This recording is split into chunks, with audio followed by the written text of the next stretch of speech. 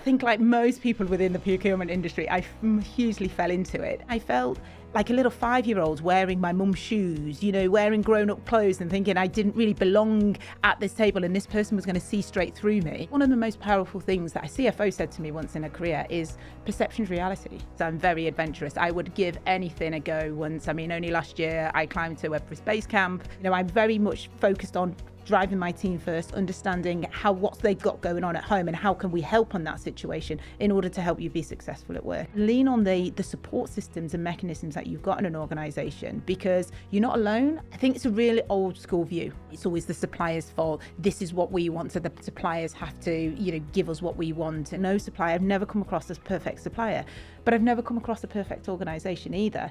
For the long time I was trying to act as a leader instead of just being a leader.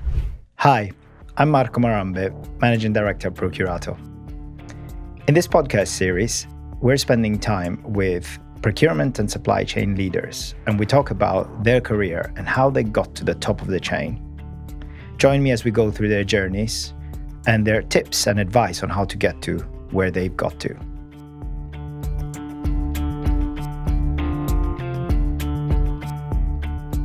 Hi, today we're here with Nikki Wright.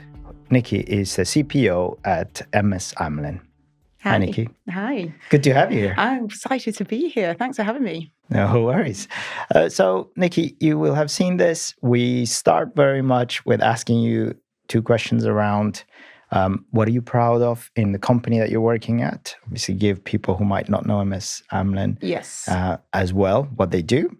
And also what you're proud of that you've achieved within your team at this point in time, before we rewind back into the start of your career. Yeah, I think so. To answer the first question, the thing that I'm super proud for at the moment is my team. We have, I have only been with MS Amlin for 9 months now, and and what we've achieved in that 9 months, we've restructured, we are implementing new technology, we have changed perceptions, and a couple of weeks ago we had our engagement survey came back, and it came in at a record 9 out of 10. Wow. So I've got a happy team, and I couldn't have done it without this team. And every day they show up and bring their best, and in a way that we win and lose as a team. And I think it's those people that that's the one thing that I'm super proud of what I've achieved in the 9 months. In our conversation prior to starting this, you mentioned that it didn't start at that level; it started lower, and you managed to get it really high up. So and I think that is the first true testament of it is coming into the role at Amlin. So to answer the second part of that question is Amlin is an insurance function. We sit part of the Mitsui Sumitomo Group, but that head office is based in Japan, and we sit within a service function. We sit within a shared service function and provide services out to multiple legal entities across the UK and the EU. So it's a real funny concept that we are not only an internal procurement function, but we are a supplier as well. And that's a real mind shift for a procurement person, because you're so used to dealing with suppliers that then all of a sudden you're a supplier yourself. Yeah. And so when I came in, the function was, we just had some disengaged people. The function hadn't been invested in, and it was nothing wrong with the people, but I think they just got change fatigued. And so we did some restructuring, some new people came in, some people unfortunately left. And so going through that level of change, it's never nice to see, org structure, it's uncomfortable, and it's people get nervous around what the future is going to be. So to be able to go through that and come through the other end and still come out with these results in terms of what we've delivered on a tangible level, but then knowing that I've got a really happy, high-performing team as well, that happy to pick up the slack when I'm not there. Yeah. So yeah. And all of this in 9 months. I think we're in for a ride in this conversation. It's going to be good. I know. I'm very ready. I'm at the moment, I'm very much saying, to the team, let's just get this done, and then we can just take a break, and then we can come back. I promise it's not going to be this hard all the time, Cool. So that's obviously your current position in your career now. So as always, we want to start from the beginning. Just before I do, I asked the question of, if your family were to describe you, this will set the scene of who you are and how you started. Yeah. And if your friends were to describe you, you can either do both at the same time and one at each. Yeah. How would they describe Nikki to us? It's really interesting. It's our last conversation. I asked my husband this, and it started off great and then kind of slowly declined in all of my, not so great traits. But ultimately, I think what they would say is I'm the one word my husband described me at, which I actually really love, is that you're ambitious, but you're ambitious with heart. So he is, nice. And you're really driven in terms of what you do, whether it's in work or whether it's outside, and you're real people-centric. So you care deeply about other people in terms of making sure, that they're happy and they're comfortable and they have what they need. I think, again, that I think my friends would definitely say that I just don't take life too seriously. I think one of the things that you have growing up, whether it's personal or in your career, is you learn to get a lot more comfortable with yourself. And so now, very self-deprecating. I own my flaws as well. And other than that, I think the big word that they would obviously say is I'm very adventurous. I would give anything a go once. I mean, only last year I climbed to Everest Base Camp. I have cycled across America. Wow. Like, let's just give it a go. You don't know that you can't do these things until you give it a try. Yeah. And so, Yeah. And this whole journey is building the whole character, the confidence. It all starts from somewhere. So that's amazing. Let's start there. And then let's go to back in time for when, I suppose, give us maybe an introduction of who you are just before maybe even at university or maybe prior to uni, whichever part you prefer. And then how you got into that first, let's call it the work experience role first, and then how it converted into procurement, or maybe you went straight into that. Nice. I think like most people within the procurement industry, I hugely fell into it. Yeah. And it's great talking about this stuff in hindsight. And I think when I talk about my career, it wasn't always this clear in terms of who I was and what I wanted out of life. So when I came out of university, having studied law, thinking, wanted to be a lawyer, partner in some big law firms with my glass office kind of thing. After studying it, I realised it wasn't really for me. It was, very much kind of, I just couldn't see myself having a long and enjoyable career out of it. So I think we spoke about this last time. Like my first role, I fell into, and I fell into it purely because after university, we all got jobs working in bars, and all of my friends then decided, well, they didn't decide, they were ambitious, and they got their first real corporate role. Some went into law, some went into accountancy, some went into marketing. And all of a sudden life changed. And we weren't students anymore going out, hanging out, having coffees and things. They were then, having to not going out during the week, going out and doing things at the weekend, where I was the very much one that was left behind, kind of going, well, they're all doing this and I'm stood here just drifting. And so that's when I went and had a conversation with a career coach, and they recommended, was like, these are the jobs that we have. We know that's going on. These are the internships. And this is where my first role came up as a, what I call as a baby buyer. It's like a junior buyer, first entry level as an intern for 2 years. And so that was my first step into it. And I just went in there completely, looking back on hindsight, knowledgeable. I didn't know what procurement was. I didn't know what it entailed. I was having studied something quite academic and paper-based, then you're going into something quite financial. It was a big shock to the system. Yeah. I'm just finding it, I'm imagining yourself sitting on a Tuesday evening at a party going, there's none of my friends here anymore. Where the hell are they? Yeah, exactly. They're doing this actual career thing. Let me actually look at that. Yeah, and it was that fear of missing out. I kid you not. And I owe them that for career, where I sit right now, because otherwise I imagine I would have still been drifting, not really knowing what I wanted to do with life. And it was purely because, having everyone else did it. Yeah. Nothing like peer pressure to get on. Exactly. So I owe them my success in a way. That's amazing. So that was you walked into this completely different from, doing a bar role again, doing all the work experience. Now you're actually having to think about your career. And what was your first impressions of those roles? And was it, you were doing a bit of buying, right? You were starting to do a bit of some form of buying. What were your first thoughts about it? And how did you navigate those initial first few steps? Do you know, looking back on it, it was overwhelming. It was really overwhelming going from studying to then sat in an office with a desk and your computer. It was before laptops, with your computers and your phone, and your phone rang and you had to pick it up and people were asking you questions. It was really overwhelming. And if I look back now, I think it's probably one of the reasons why I'm so conscious of kind of onboarding new employees and around how we give them what I call is a hypercare, because that moment when you first join, you go in and you're very greenfield and you feel young. And I remember feeling like it was the first day at school, like with my backpack, not knowing everybody. Everybody was older, everybody was more experienced, everybody knew what they were doing. And I was just this person just kind of going, I don't really know how to use Excel because I've just spent the last 4 years reading textbooks. And at the time, I didn't have the level of confidence to ask questions because I didn't know what questions to ask. And that was a real scary place to be when you're, people are saying, can you just do this for me? And I don't know how to do that.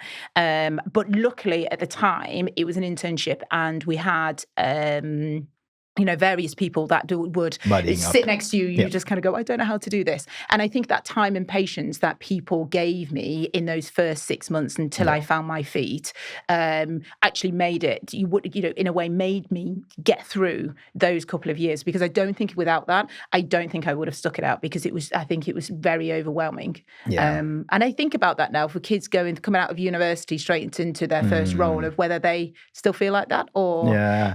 I can probably say yes, they are, because we've got a program which also brings people in who are new, and it's definitely something which is there. And in fact, this is probably what's quite useful for them to understand, that there has to be someone who's there buddying up and supporting you. Yeah, and it's probably the right thing you did. And do you remember those team members or characters at that point in time which really had a good impact? And I'm not looking for names or anything like that, but maybe traits and things that you learned at that time which actually had an impact in taking those first few steps and improving your career. Yeah. So over that first early years of my career, so not just at my first role, I think it was the patience, and it was the patience, and it was the kindness. Yeah. It was them that would see things in me that I didn't see myself, and see and draw that out on me, and be able to.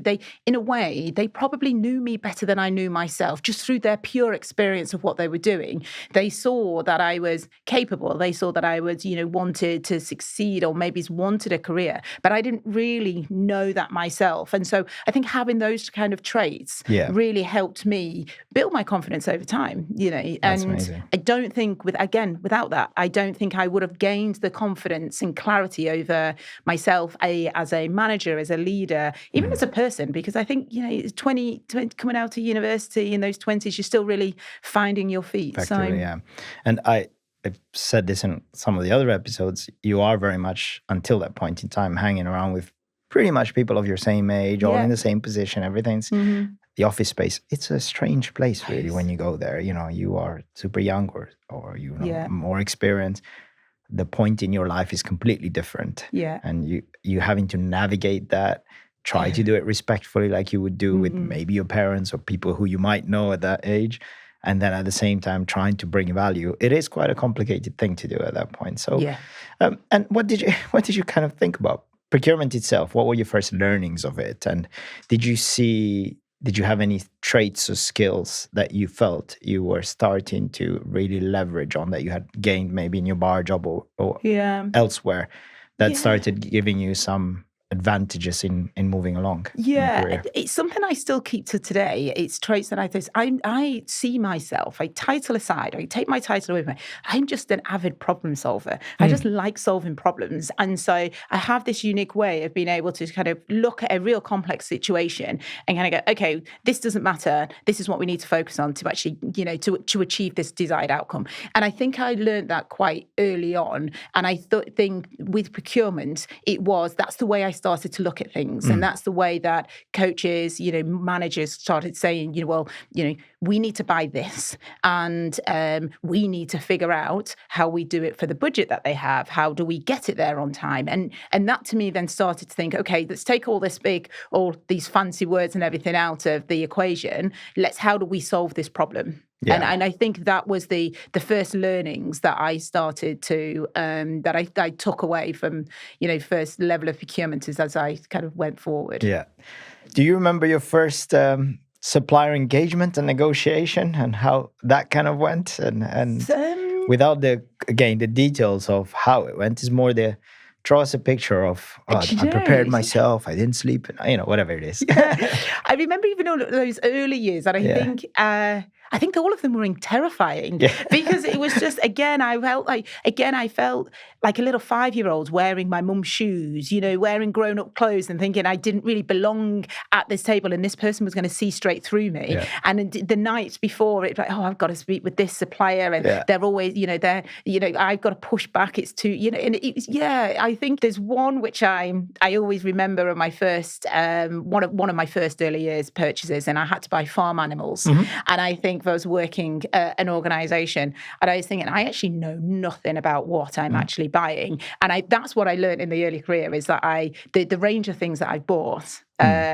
you don't really need to, in the early years, I didn't really know what I was buying, but it was the concept of being able to ask for stuff. And then I think, but I do remember it being, for years, being terrifying every time I had to speak to somebody, especially if they had a senior title. Like, oh God, the CTO or the CPO is coming in and they want me in the room. Can I just take minutes? And so, Asking questions sounds also quite a powerful tool, especially you're buying farm animals, right?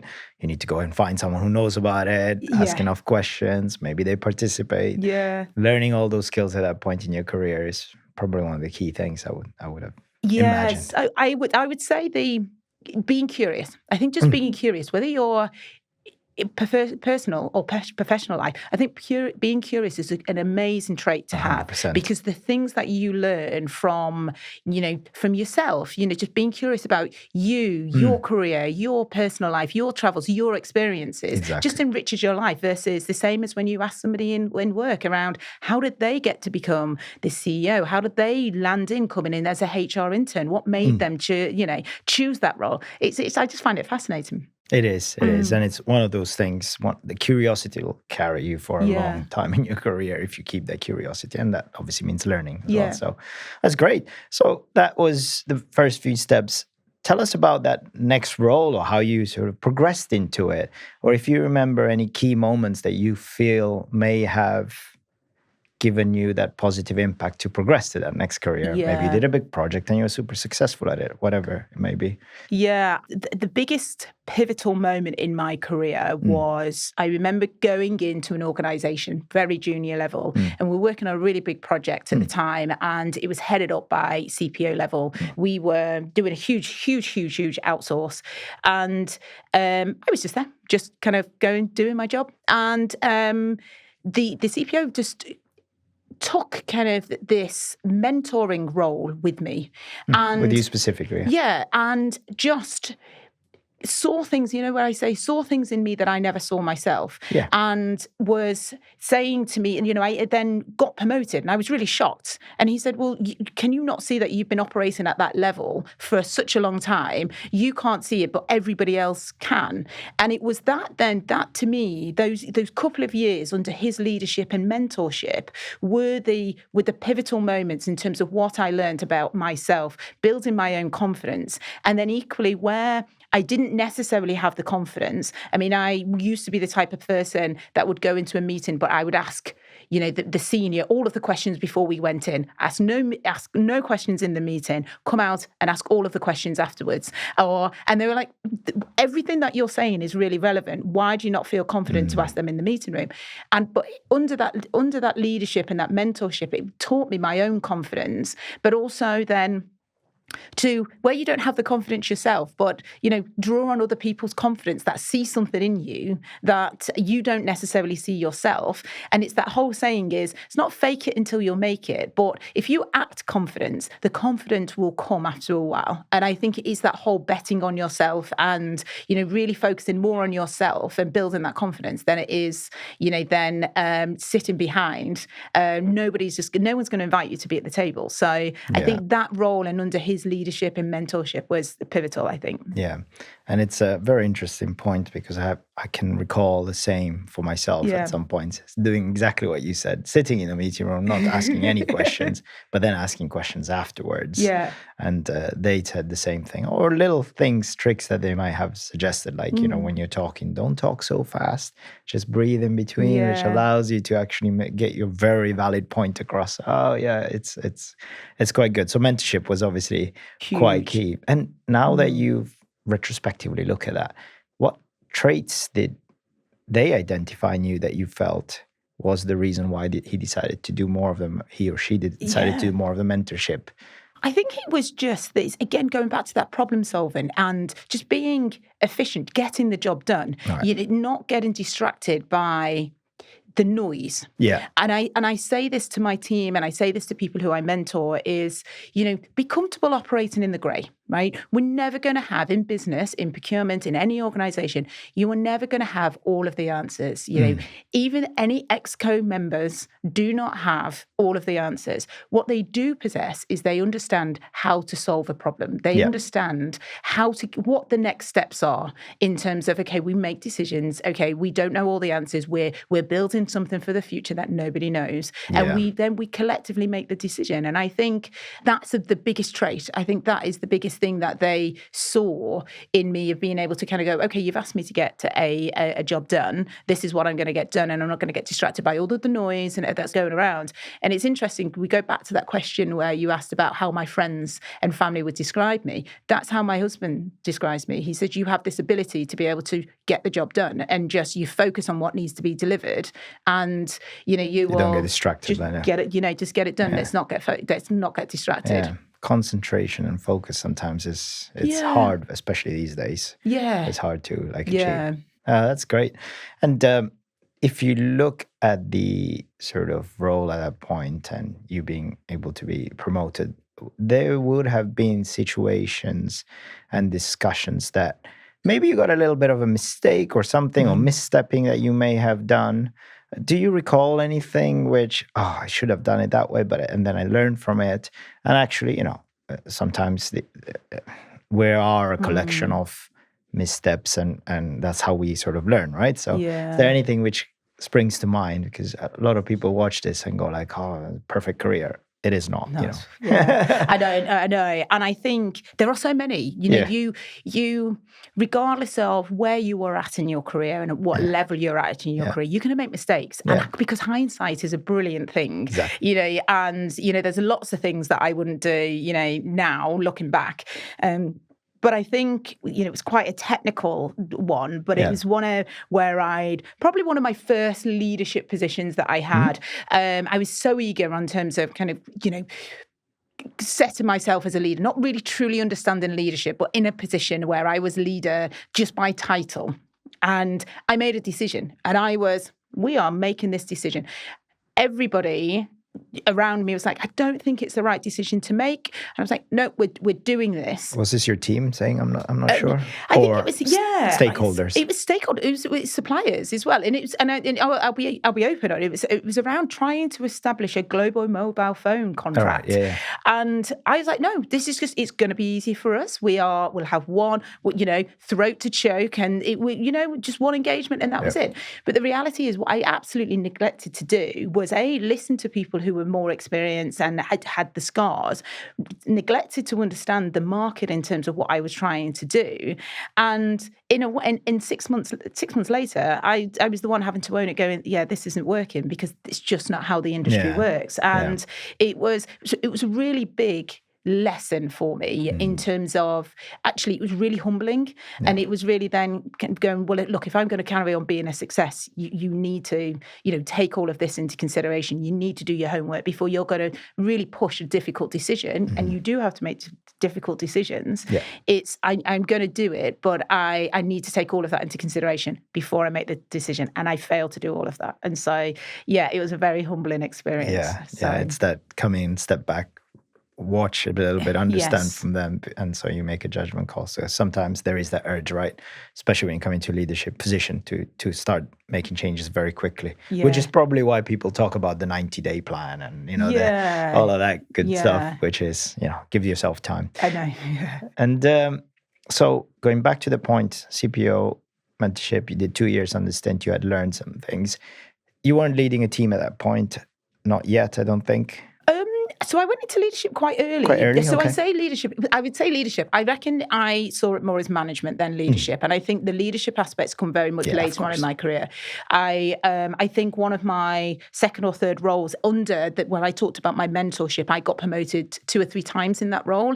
And I went into managing a team. And when I look back on hindsight, it's, I think that was the biggest, I think that's probably the first experience that I had that was, as a CPO of any role that you do, managing people is the hardest aspect of it. Let's unpack this. How was that first? Had you read books and gone to it, or did you just go in and go, this is what a good leader should be like? How did you approach it? I was really laissez-faire. I was like, oh, this is fine. I've got to, we're all friends because we'd all been working together at the same level. And I was like, but then again, it hit when they're coming to you and asking you questions. They go, I've got this personal challenge. I've got this. I want this development. I was like, wow. There's not anymore the technical question of how to do this piece of the contract or this negotiation or this specific commercial piece. Yeah. But actually, some of the personal points start to come to play. Yeah. How are you going to resolve it for them? Exactly. And it is, and especially, and in that role, I had a poor performer. And so and in a really tricky situation and a really unfair one where for previous years, he had been told that he had been performing. He was, I think he'd even been given, excelling or whatever the label. But management was saying, no, he's not adding value. So I'm like, that's a real mismatch. And that's when I look back now on hindsight, I don't think anybody should be in that position at all. But that was a real difficult situation to manage. I got through it, again, through, having a manager to coach me through. And the best advice he gave me at the time is just be honest. Be honest. Be direct, but do it humanely. It's never easy to get feedback to actually say, you're not operating at the level that we need you to. This is how, this is where I need you to be, but we're here to help you to get there. And be respectful and take their lead on how they react. And so I bet that was another sleepless night before you actually had that first conversation. Sweaty palms and, shaky voice. But it came true in the end because at the end of that person who I had to have that very difficult conversation with, he actually ended up, when I left, he took my position.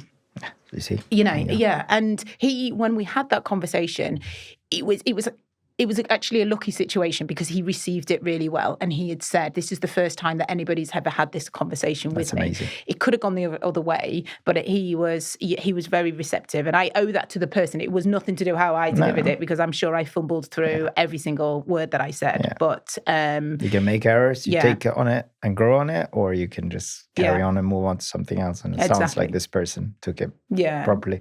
And that's interesting because that was one of your first ones that you've had to do, probably the first one. Which you had to have that conversation.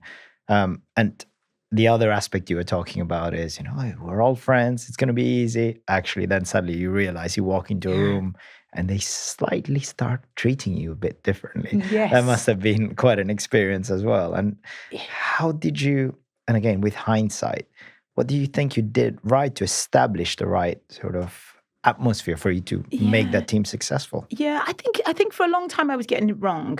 For the long time I was trying to act as a leader instead of just being a leader. And I was doing all of the things that I had read. All of the things that, and if the word, the leadership is such a big, complicated, and it's personal, and it's difficult, it's messy, and It was really hard and it was really scary. And I think we go back to, how I handled it. I think I modeled a lot of my behaviors on other people that I'd seen within the organization. So again, I was trying to act as a leader and trying to be trying to act this certain way because, the CTO had done that. So obviously he's this established person. So what's working for him will work for me.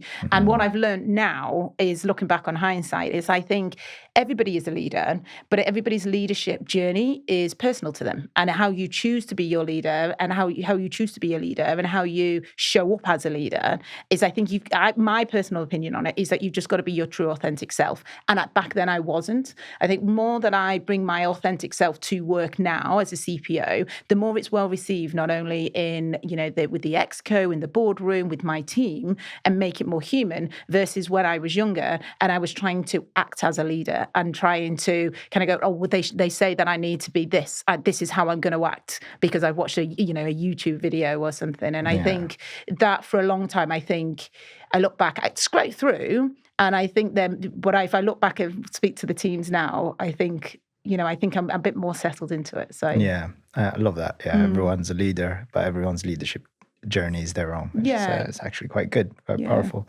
Yeah. And so you were at that level, and you started, getting a good team, which is actually operating in a good way. Where did you see the strengths of what you had created got you to that next level? What do you feel were the sort of key milestones at that point which made you think, it could be that you just changed job and you just moved on to something else, right? But it could be that actually there was a certain set of things, which the markers which made you think, right, it's either time for me to move on, or actually now I can go to that next level of promotion. Were there things in hindsight which made you start to I think notice that? If I look back now, and again, I really have to caveat this, but I was not this person, at that point. And this is hindsight. Wonderful. And hindsight's great. I'm like, God, if I knew what I knew now back then, I would be great. Yeah.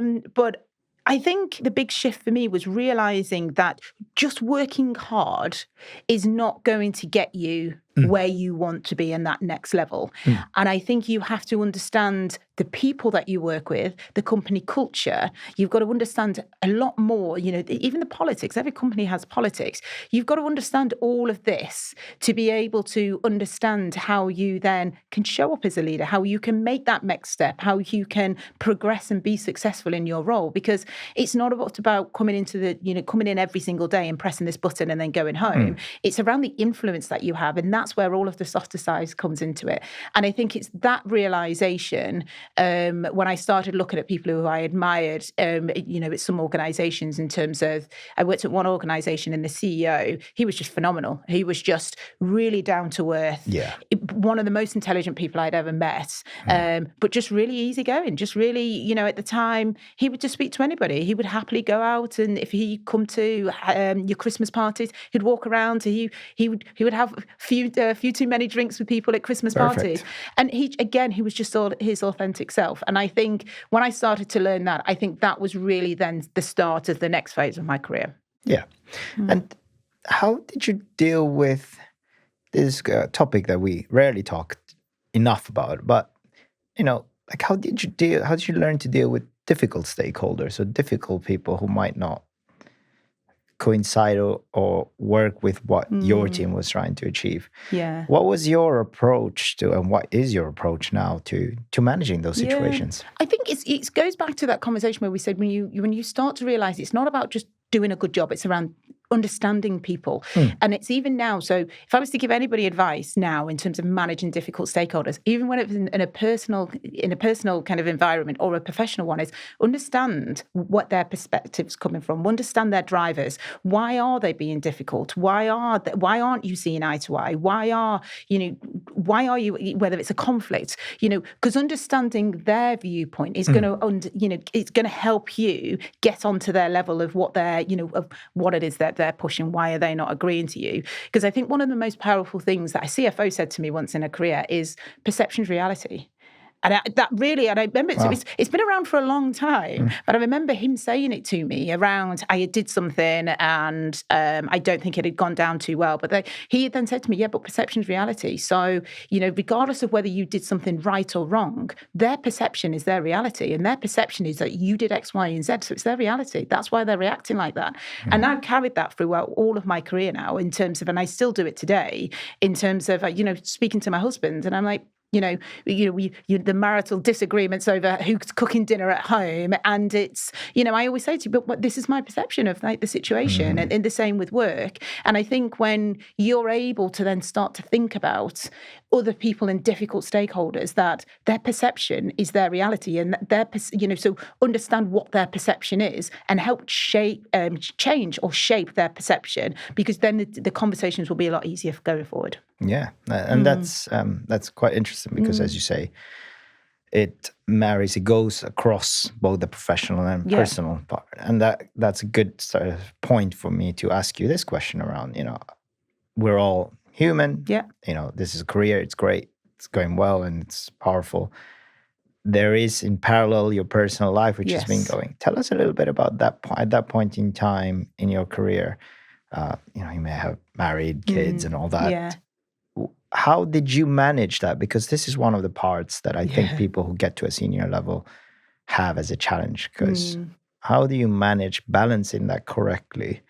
And were there situations maybe which made it difficult? And how do you get through those situations? Yeah, we spoke about this previously. And this was something that came up fairly recently. It was only a couple of years ago. And I always wanted to do an MBA. And I, again, hindsight, naively was like, I'm just going to wait until life is calm. We're in a steady job, which I'm enjoying. Life's calm at home. And so I started my MBA. Those that have done it will very know that it takes over your life for 2 years. And so on top of your day job, I was also studying for, 30 hours a week and weekends and everything. On top of a relatively senior job already. Yeah, and it's, so you embark on it, you go into it. But I went into it, my eyes wide open, saying this is what I wanted to do. And my job at the time was really supportive of it. But in those time frames, within a very short period of time, naively, within 6 months, life changed hugely on a personal level. So I got engaged, which was amazing. And it was then great. I was like, let's just go abroad, small wedding, turn into 150 people. We were then, trying to work full time, study, and then manage, organize a wedding. And it's a full-time job on its own, I guess. Exactly. And then I got a new job, and it was a job that I really wanted to do. And so I was like, okay, that's fine. Let's start it after the wedding. And then sadly, I had some personal, my mum and my aunt got ill. And all the meanwhile, I was going through this. I was still studying. I was going through it. And I was still turning up at work every day, still turning up, and I was still delivering it at work. And I never told anybody at work of what I was going through. I was just kind of like, this is just life. This is just what we do. This is what women are meant to do. We just crack on with it. We just kind of take it. We just deliver, and and I remember my friends going to me is, this is a lot. And, how are you coping? I was like, we're just getting on with it. And I remember then having the conversation with my boss at the time, and he was phenomenal. I remember saying to him, look, this is what I've got going on. And he was like, I had noticed the shifts in you as you came into work. I'd noticed the delivery and the output and stuff. So in the moment then that he was like, take some time, you've got a lot, blah, blah, blah, and we got through it. When I look back in hindsight, I was like, I don't know why I felt the need to actually keep my work life and my personal life so separate, because the two are so much intertwined. If I look at my team, thy team members, you're only going to get the best out of your team when they're living a happy, healthy life. If everything's happy at home, they're going to be happy and healthy in work. If you don't invest in that and understand your employees, you can't lead people if you don't understand them. And so I think this is why, I'm very much focused on driving my team first, understanding what they've got going on at home and how can we help on that situation in order to help you be successful at work. And I think looking back on hindsight, if I say to anybody is, be your authentic self to work, bring your personal life to work as well. Lean on the support systems and mechanisms that you've got in an organization, because you're not alone. I think you're not I'm not Nikki and working Nikki outside. Yeah. And that's the way that I thought I needed to be through going everything, because I was like, no one's going to care that I've got, this big wedding going on. In reality, they did, and that I think for me now has very much shifted my mindset, my perception, and how I lead and how I bring myself to work every day. Yeah, and that's a really interesting point that we just talked about earlier on as well, is that professionalism doesn't mean you can't be yourself, right? No. You can be a professional and at the same time have a life. I mean, it's expected that you do so. Yeah, exactly. and the fact that you can converse about it, it's actually makes you more humane, as you say, and authentic. So that's amazing. That's really interesting to understand that. So you're now in that journey of leadership, and I think the complex parts start coming in here now. In that, so leadership is not just leadership. There is layers of it, in my experience, where the more you become more senior, there are other traits. So, you now probably pretty much have an approach on setting up a team and what you do. But then there is all other departments you have to meet, other politics, which works around. So give us your approach on how you set up when you get into a new role, this with all the experience that you've had now. How do you get into that first role? What do you do to assess your team and the capabilities, and then look around you and start actually managing all of that? Give us some tips and some advice. I mean, the thing I would sum up is procurement people. I think procurement professionals are. I think you've got to have good emotional intelligence to be able to do the job, because you just hit the nail on the head in terms of you're managing your team. You've got difficult stakeholders. You've got different functional leads.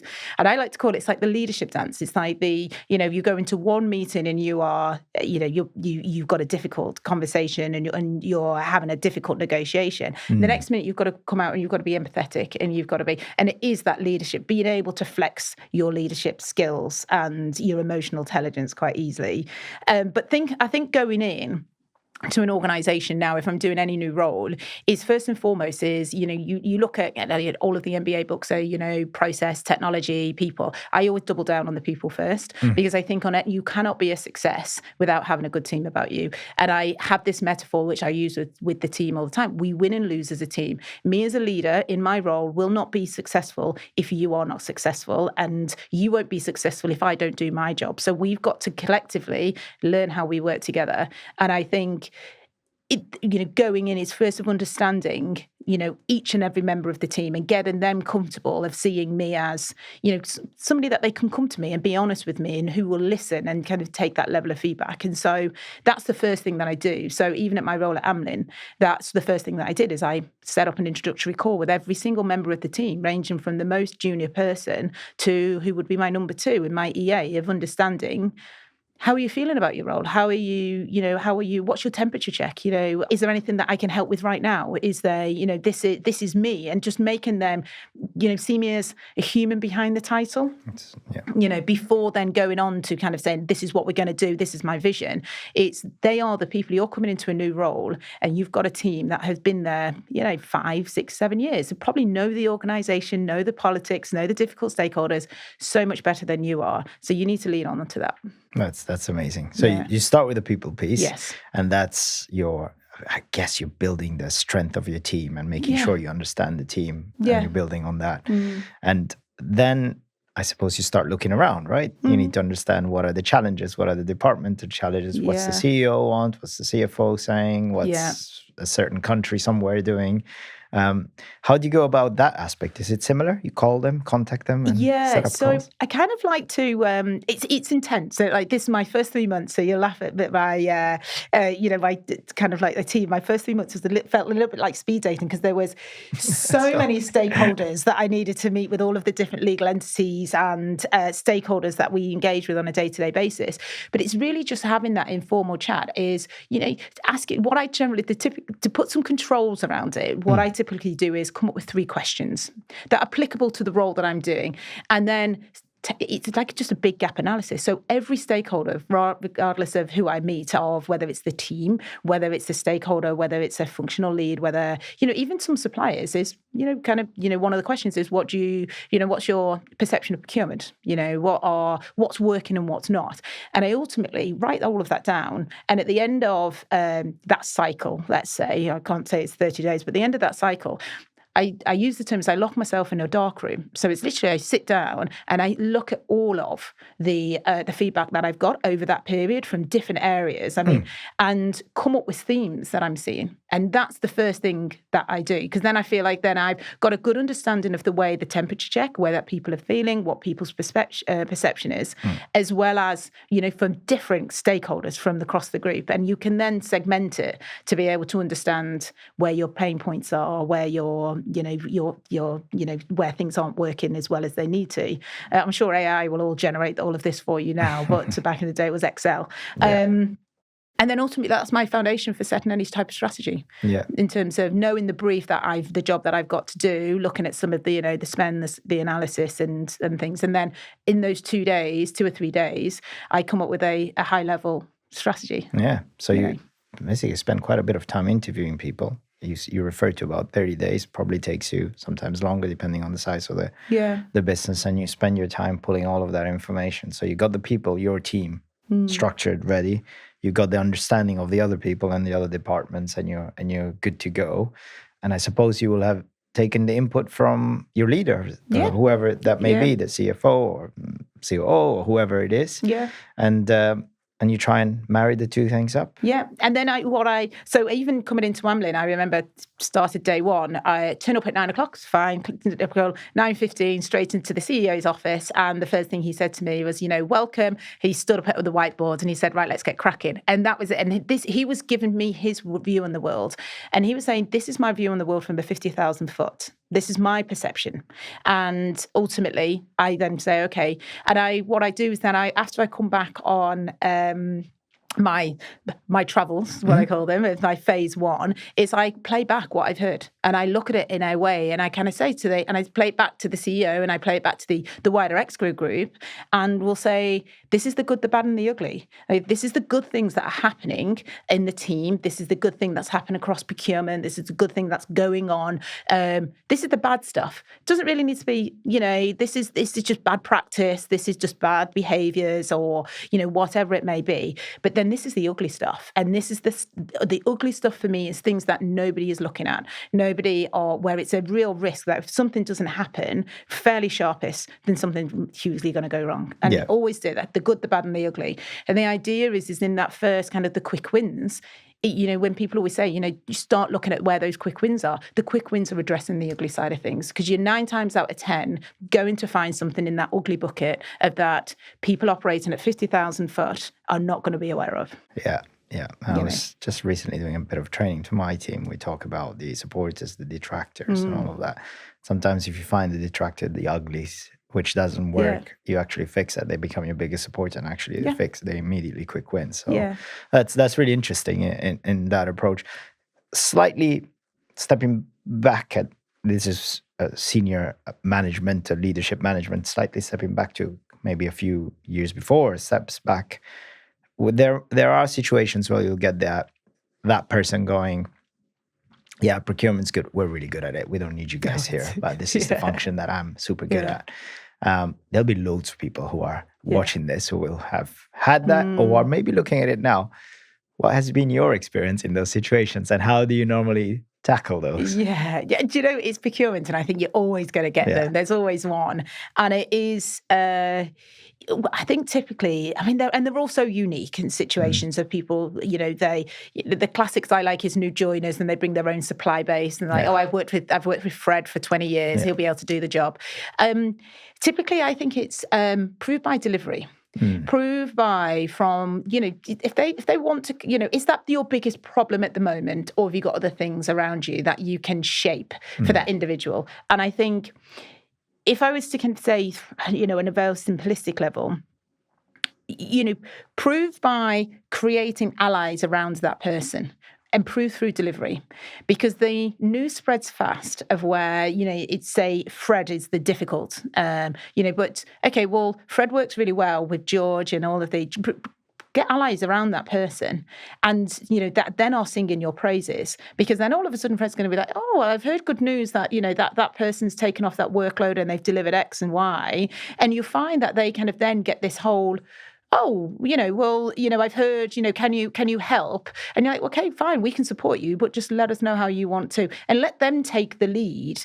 And I think then when you start to build up that reputation of actually delivery and excellence and results, the numbers don't really lie. And I think that's where you start to kind of break down those barriers and people actually start to see the value. And it's one of those things that I do take great pride with the team, is when you do have one of those, difficult stakeholders come to you and say, turn around. Yeah, you turn them around, and then now they're asking you for support. And I think, again, going back to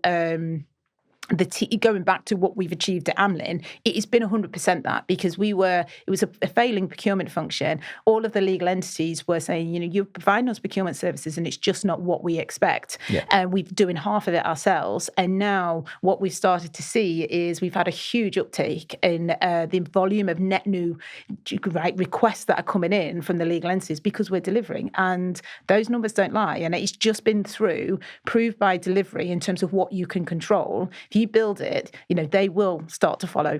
That's great. At some point. Really good advice. Some point, yeah. Yeah. I mean, there's learning curves for these things. Exactly. It takes time. Yeah. That's really good.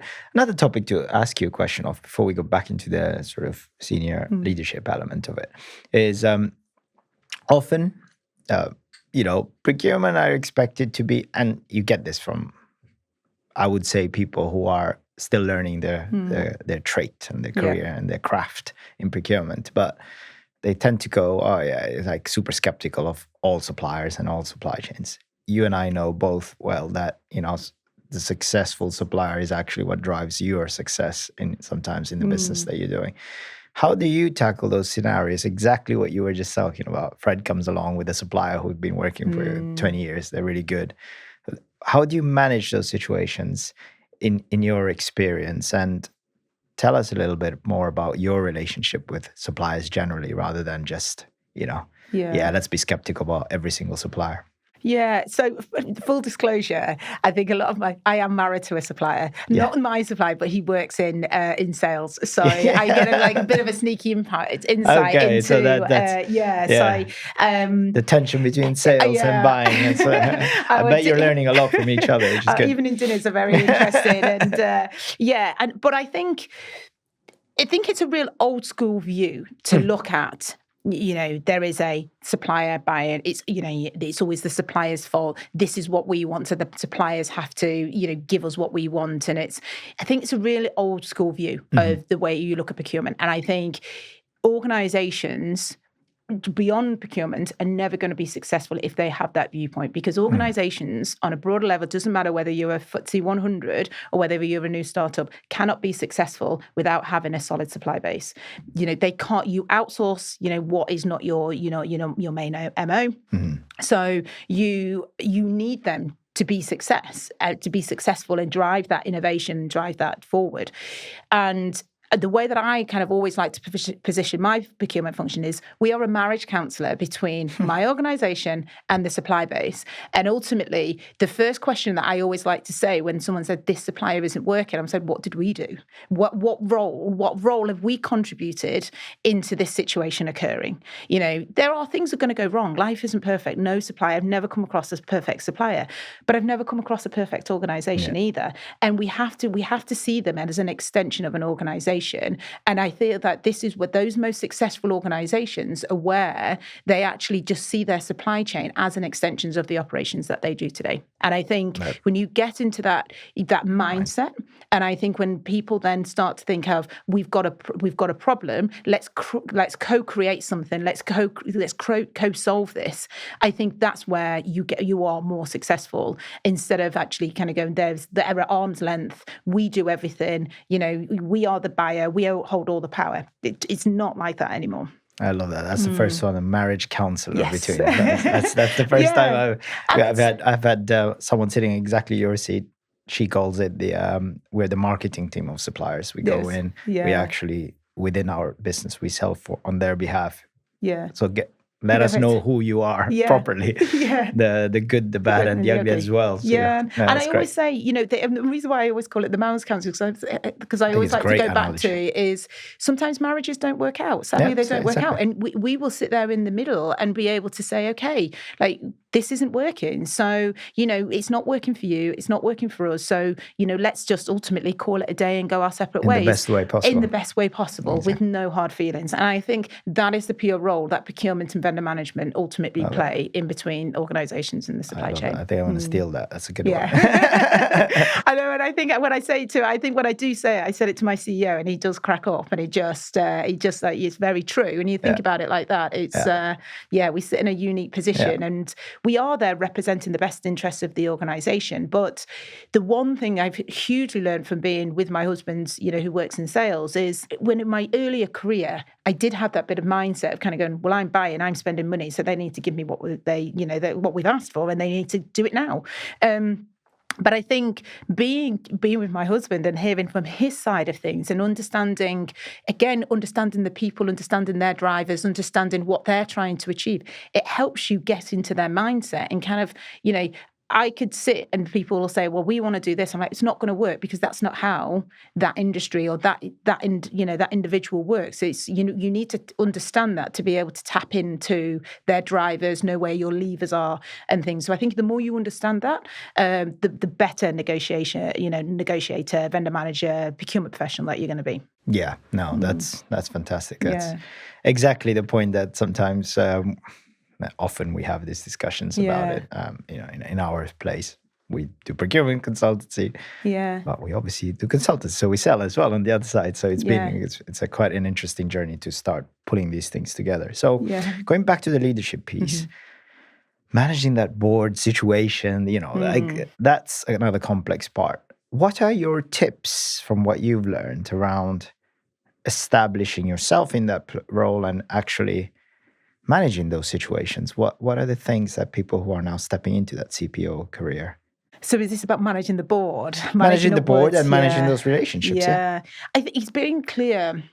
It's a really interesting one because at Amlin, I'm the first CPO there is. And it's been really interesting journey in terms of educating them around what we do. We don't just buy things. It's so much more complex than that. It sometimes feels like we're a jack of all trades, but a master of none. And it's, with all new legislation, regulations and things coming out. But what they see is that you're buying things. And I think being the first CPO, it has been an education journey. This is what we do, and this is how we deliver it. And I think it's first and foremost is obviously building those relationships, educating them in terms of what we're doing, going back to the problems that we're trying to solve, but equally then bringing that value and bringing the results and letting them know around things that they just didn't know that even existed. It has been a bit of it is that whole education piece first, and then it's around then the establishment, and then it's consistency.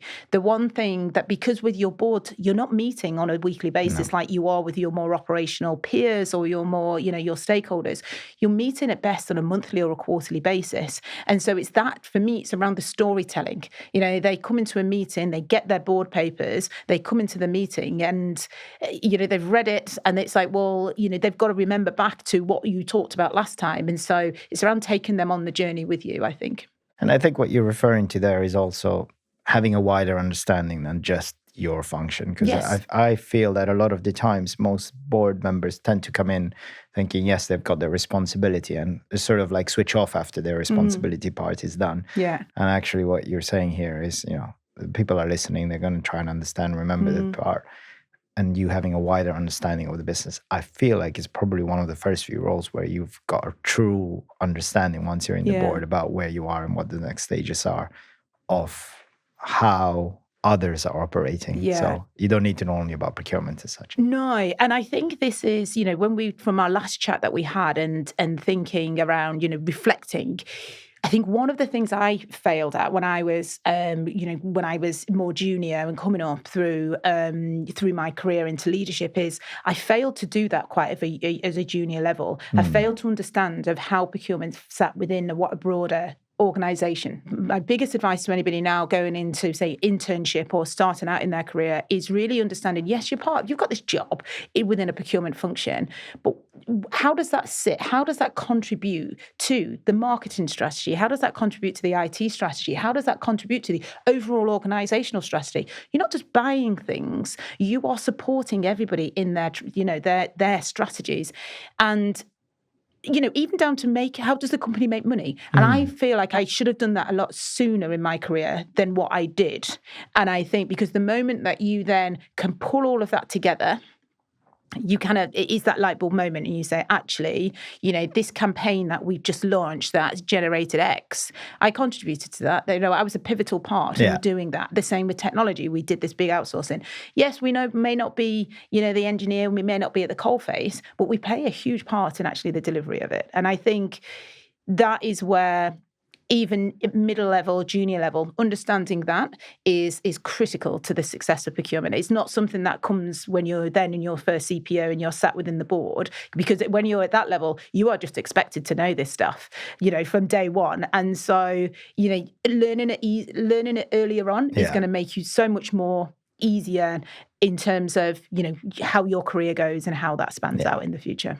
And that's exactly why we do this series, just for those people at the midpoint in their career, learn it now, because it's going to make you super successful. Yeah, and I think procurement is, we span over so many aspects of an organization. The range of things that procurement professionals at mid-level get involved in, even at CPO or junior level, the things that you contribute to, so vast across an organization that it allows you that if at any point in your career, it allows you to pivot.